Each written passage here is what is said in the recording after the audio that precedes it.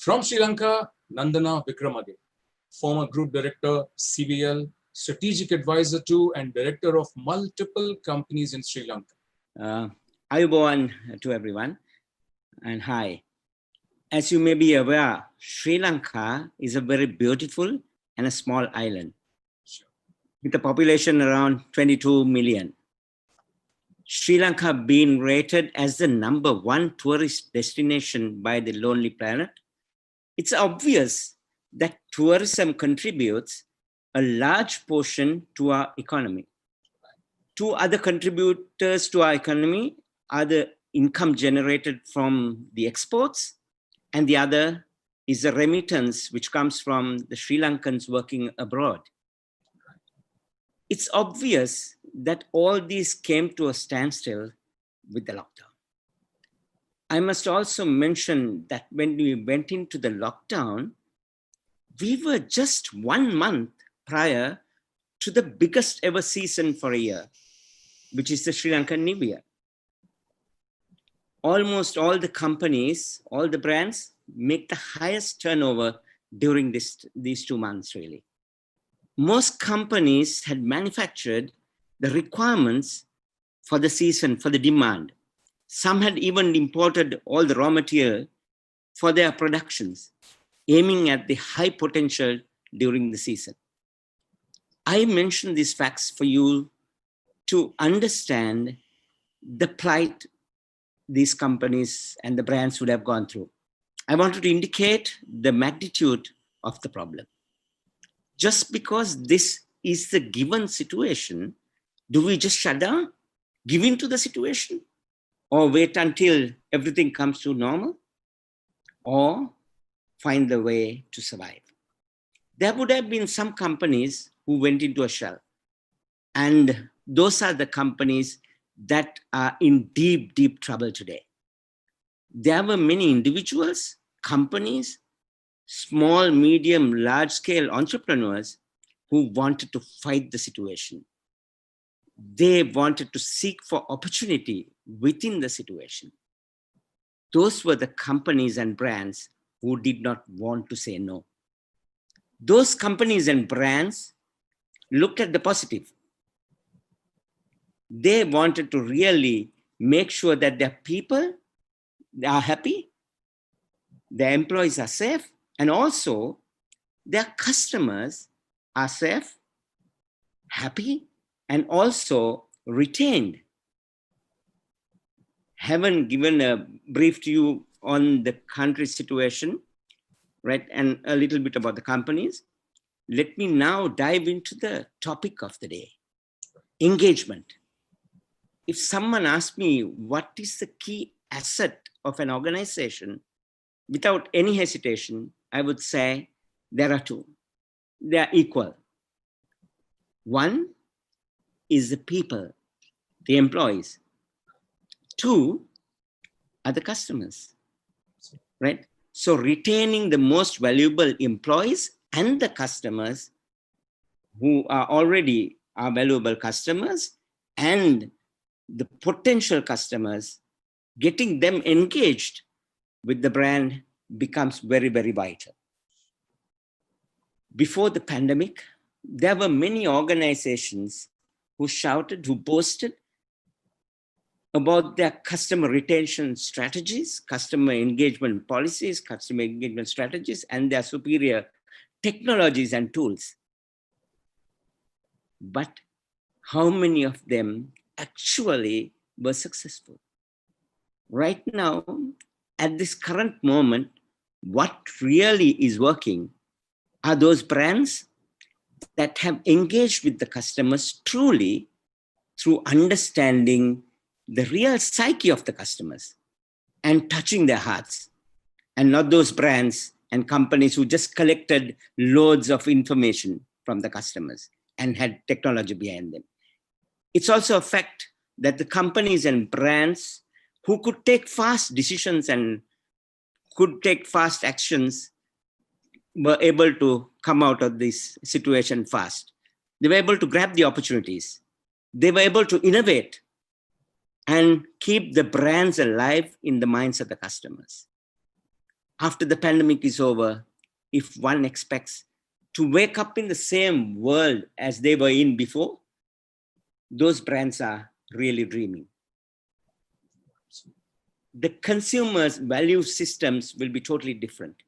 Their thinking patterns will be quite different. How much engagement you had during this period, how connected you were with the consumer, how close you got to their heart and captured their heart share would matter to the business and the brand's future. You would have been exposed to many brands who suddenly reacted to the situation and came up with very emotional campaigns, communications. Mind you, fake emotions are very easily noticed by the customers. They could not be fooled. They can't be fooled. The very single point that I'm trying to get across is that it's only the brands that understand the consumer psyche and the behavioral patterns of their customers and their consumers, had genuinely interaction with the customers at the time of need, are the customers as the companies who won the hearts at the right time, and they will progress in the new normal. The video that I'm trying to share with you before I end up this session is about genuinely engaging with the customers. Tourists are the customers who contribute towards our economy. As I said before, because tourists have always been with us. So they are our customers. Retaining them is all about engaging with them. This video will prove to you how Sri Lankans, the public of this country, connected with them, and how we will definitely be supported by the tourist when this whole pandemic is over. I'm sure it's going to really, tourism is going to really boost. And there'll be definite pluses, definite positives of what this interaction, what we have done for really unknowingly, maybe it's unknowing sometimes. We wouldn't have known, but the general public wouldn't have really thought that this is interaction with the customers, this is how we are doing it, there'll be a benefit. No, the intentions might have not been that, but definitely customer retention would be there. So I would call for Hemant to show this video, and I'm sure this is about customer engagement and customer engagement at its peak. Hemant, I would like you to show the video.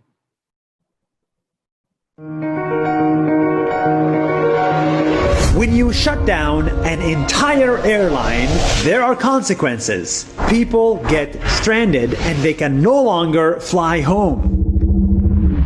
Right now, millions of tourists are stuck in countries that are not their home countries. They find themselves alone with little money, little support, away from their family, because it's literally impossible and illegal to fly back home. Everything that I'm reading on Twitter and Facebook is saying that the people that are following through with that are unable to get anywhere. So what are these millions of people supposed to do? Well, this is a problem, and there is one country that is trying to fix it. It's called Sri Lanka. In a small town in Sri Lanka called Ella, 14 tourists got stuck with no money or home. They couldn't fly back, and they couldn't afford a hotel. And that's where Sri Lanka hospitality really shined. The entire city got together to help their 14 stranded tourists to give them food, accommodation, and most importantly, give them family away from family. This is a thank you to Sri Lanka. And the kindness and generosity of a town called Ella. And this isn't just 14 tourists. On the entire country level, a new program was launched called Tourism Disaster Monitoring and Hosting Program. This is meant to support every stranded tourist in the country. If you are a foreigner stuck in Sri Lanka, they will host you, give you a home, give you food and support to survive the lockdown without going bankrupt. They will be your family away from family. More people need to be aware of these programs because, you see, Sri Lanka is actually not a rich country, it's a developing one. And the truth is, 12.5% of their economy is built on tourism. Tourism used to be the lifeline of the country, and now tourism is dead and the economy is suffering. But even when tourism went down to zero, Sri Lanka continued to treat tourists with dignity and respect. During good times, they love tourists. During bad times, they help tourists. Right now, in many other countries, tourists cannot fly home all around the world, and many of them may not be able to afford a hotel in a lockdown. They too need to be taken care of. Let's hope that tourism comes back to life, and when it does, maybe in 1 year or 2 years, us tourists should finally pay back Sri Lanka for these acts of kindness. We should visit their country, stay in local hotels, and help their economy, because that is the best way for us to say thank you. And that is good news worthy of sharing.